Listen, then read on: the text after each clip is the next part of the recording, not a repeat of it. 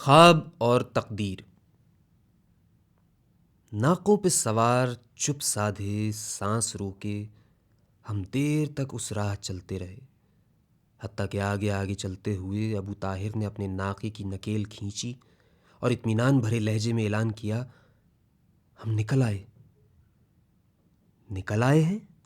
ہم تینوں نے تعجب اور بے یقینی سے ابو طاہر کو دیکھا۔ رفیق، کیا ہم تیرے کہے پر اعتبار کریں؟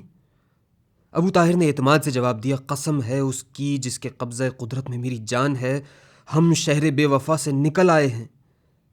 پھر بھی ہم نے تأمل کیا، آنکھیں پھاڑ پھاڑ کر ارد گرد دیکھا، گرد و پیش کا پورا جائزہ لیا۔ کوفے کے جانے پہچانے در و دیوار واقعی نظروں سے اوجھل تھے، یہ گرد و پیش ہی اور تھا۔ تب ہمیں باور آیا کہ ہم نکل آئے ہیں۔ بس ترت اپنے ناقوں سے اترے اور بے اختیار سجدے میں گر پڑے اور اپنے پیدا کرنے والے کا شکر ادا کیا۔ پھر راہ کے کنارے کھجوروں کے سائے میں بیٹھ کر اپنے توشے کو کھولا، ایک ایک مٹھی ستو پھانکے اور ٹھنڈا پانی پیا۔ اس ساتھ میں ٹھنڈا پانی ہمیں کتنا ٹھنڈا اور میٹھا لگتا تھا کہ ہم پیاسوں نے آج ایک زمانے کے بعد پانی پیا ہے۔ خدا کی قسم، اس آفت زدہ شہر میں تو غذائیں اپنا ذائقہ کھو بیٹھی تھیں اور ٹھنڈے میٹھے کنویں یک قلم کھاری ہو گئے تھے، یا شاید ہم اتنے بے مزہ ہو گئے تھے کہ اللہ تبارک و تعالیٰ کی پیدا کی ہوئی نعمتیں ہمارے لیے بے لذت ہو گئی تھیں۔ یہ سب کچھ اس شخص کے وارد ہونے کے بعد ہوا۔ وہ شخص بالا قد، گھوڑے پر سوار، سیاہ عمامہ پہنے، منہ پر ڈھاٹا باندھے، ڈھال تلوار زیب کمر کیے شہر میں داخل ہوا۔ لوگ سمجھے کہ امام زماں کا ورود ہوا۔ گلی گلی کوچے کوچے یہ خبر پھیلی، لوگ مسرور ہوئے، امام کے تصور سے مسحور ہوئے، مرحبا کہتے گھروں سے نکلے اور اس کے گرد اکٹھے ہوئے۔ کس شان سے یہ سواری قصر الامارہ کی سمت چلی، لگتا تھا کہ پورا شہر امڈا ہوا ہے۔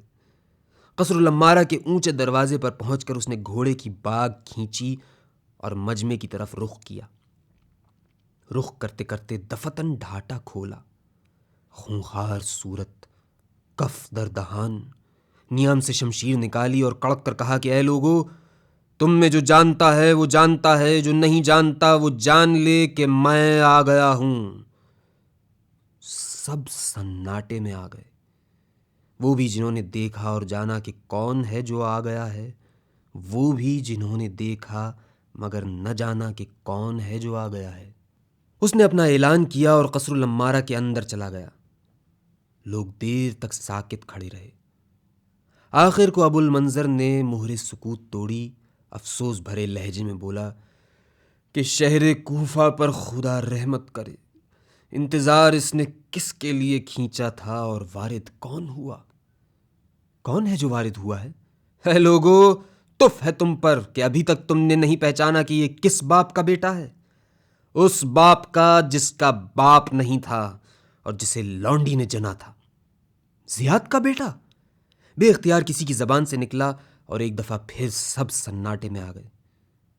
اس کے آنے کی خبر پھیلتی گئی اور کوچے اور خیابان خالی اور خاموش ہوتے گئے۔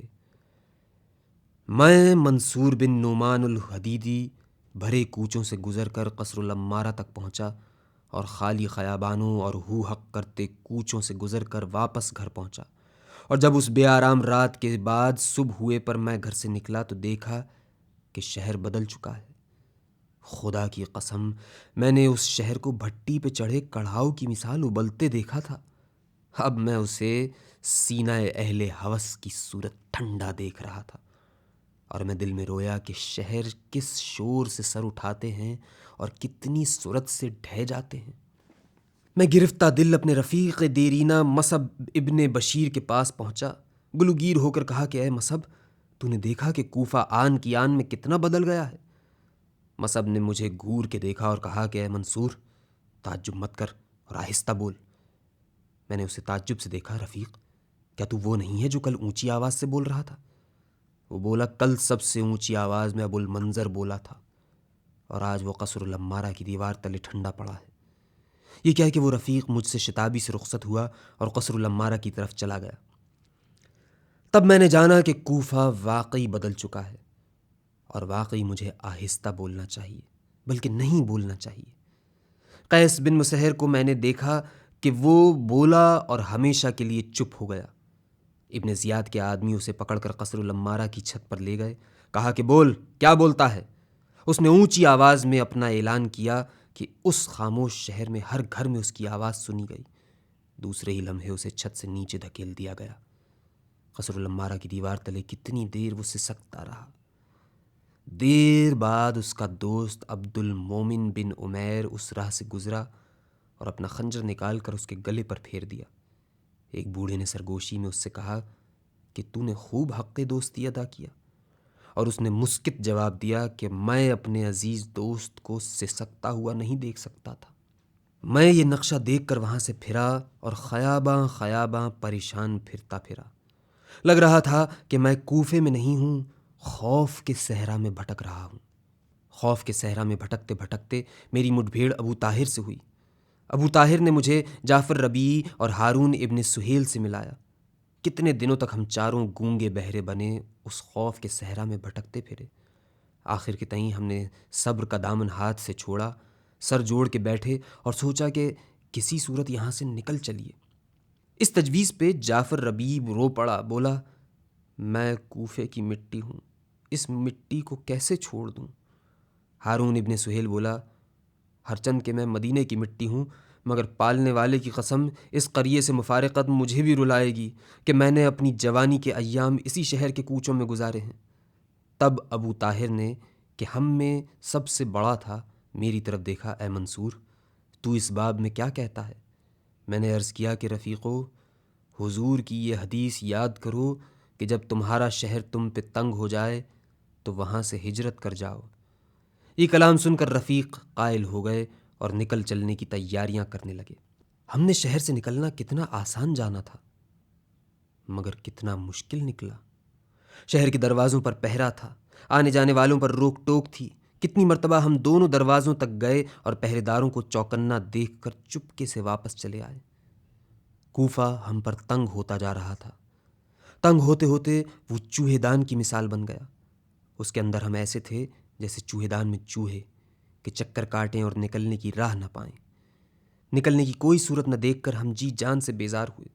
ہارون ابن سہیل نے لمبی آہ کھینچی اور کہا کہ کاش ہماری مائیں بانجھ ہو جاتیں اور ہمارے باپوں کے نطفے ضائع ہو جاتے کہ نہ ہم پیدا ہوتے نہ ہمیں یہ سیاہ دن دیکھنے پڑتے۔ جعفر ربیعی رویا اور بولا وائے ہو ہم پر کہ ہم اپنے ہی قریے میں رنج اسیری کھینچتے ہیں، اور وائے ہو اس قریے پر کہ وہ اپنے بیٹوں کے لیے سوتیلی ماں بن گیا۔ یاس کی اس انتہا پر پہنچ کر ہم جری بن گئے۔ مرتا کیا نہ کرتا، بس کمر ہمت باندھ چل کھڑے ہوئے کہ ہرچ باد آباد۔ معلوم نہیں یہ کیسے ہوا، پہرے داروں کی آنکھوں پر پردے پڑ گئے یا نیند آ گئی، بہرحال ہم اب شہر سے باہر تھے اور آزاد فضا میں سانس لے رہے تھے۔ شام کے سائے بڑھتے جا رہے تھے اور ہوا گرم سے ٹھنڈی ہونے لگی تھی۔ ہم نفسو، رات کالی ہے اور سفر لمبا ہے۔ اے اخی، کیا یہ رات کوفے کے دنوں سے زیادہ سیاہ ہے؟ یہ دلیل سب کو قائل کر گئی۔ ہم اس دم بدم کالی ہوتی رات میں سفر کرنے کے لیے کمریں کس کر تیار ہو گئے، مگر جانا کہاں ہے؟ اس سوال نے ہمیں چونکایا۔ ہم تو بس نکل کھڑے ہوئے تھے، یہ تو سوچا ہی نہیں تھا کہ جانا کہاں ہے۔ ابو طاہر نے تأمل کیا، پھر کہا مدینے، اور کہاں؟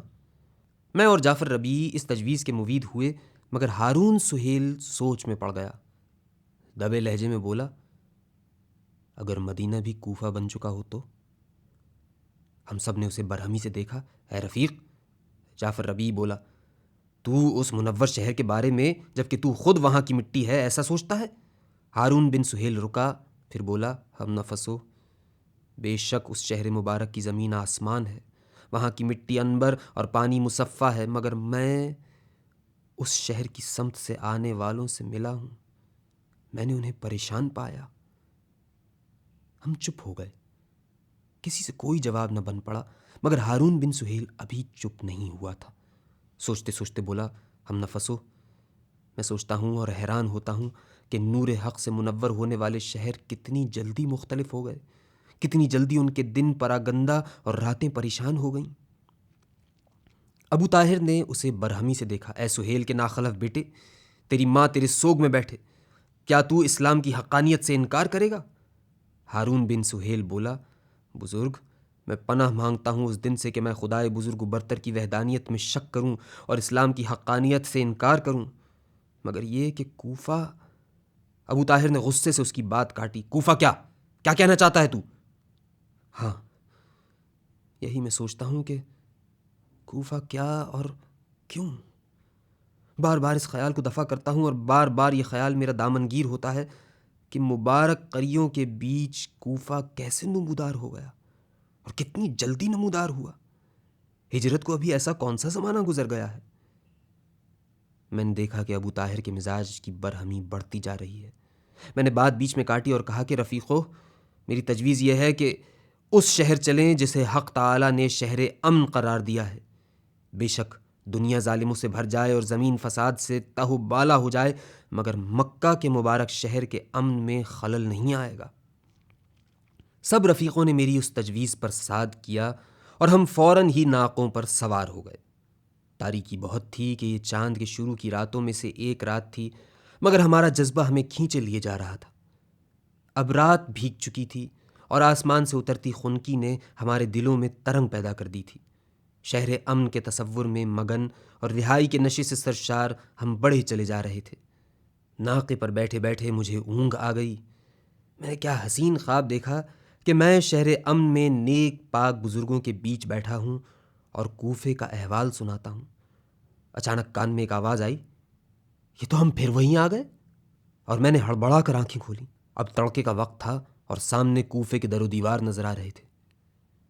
یہ تو ہم پھر وہیں آ گئے، جعفر ربیع کہہ رہا تھا۔ ابو طاہر نے، ہارون بن سہیل نے حیرت و دہشت سے بھری نظروں سے ان در و دیوار کو دیکھا۔ مگر کیسے؟ میرے منہ سے نکلا۔ ابو طاہر نے تأمل کیا، پھر کہا، رات بہت کالی تھی، ہم نے راہ پر دھیان نہیں دیا، جس رستے آئے تھے اسی رستے پر چل پڑے۔ ہم سب چپ تھے۔ اب کیا کریں؟ جعفر ربیع نے سوال کیا۔ ابو طاہر نے تأمل کیا اور کہا، رفیقو، واپسی اب محال ہے کہ پہرے والوں نے ہمیں دیکھ لیا ہے۔ شاید قدرت کو ہمارا یہاں سے نکلنا منظور نہیں۔ ہارون بن سہیل نے ٹھنڈا سانس بھرا۔ درست کہا، کوفہ ہماری تقدیر ہے۔ اور میں منصور بن نعمان الحدیدی افسردہ ہو کر بولا کہ ہاں، مکہ ہمارا خواب ہے، تقدیر ہماری کوفہ ہے۔ اور ہم تھک ہار کر واپس کوفے آ گئے۔